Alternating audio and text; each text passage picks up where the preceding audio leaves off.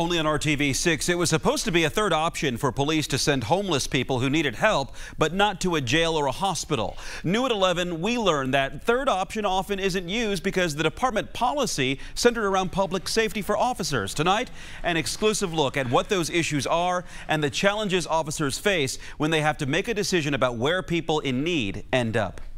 When the Reuben Engagement Center launched a year and a half ago, 10 of its 30 beds were designated for IMPD officers to bring homeless people suffering from addiction or mental health issues.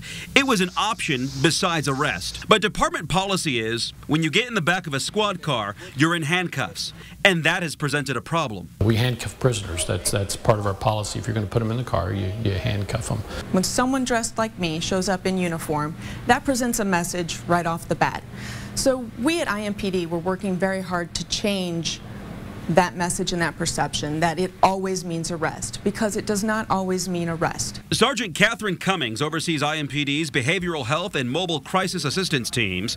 They pair officers with mental health specialists and paramedics to help people in the middle of a crisis. So it has been easier for officers who are related to those two teams to adapt to how do we transport people in our vehicles who are not under arrest. To bring that model to beat officers who typically work alone, the city will announce a pilot project Thursday aimed at easing the handcuff protocol for people who are eligible for diversion to Reuben. What we're saying to officers is that you have your discretion on some of these misdemeanor arrests, and this might be the best alternative because this might be a better position for them to get help. Sergeant Cummings says officers traditionally have had the hope that by arresting someone, they would eventually get connected to the help they need.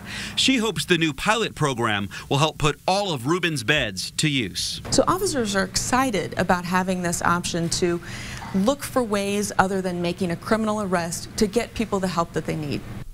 An editor's note here, RTV6 digital reporter Jordan Fisher collaborated on this report.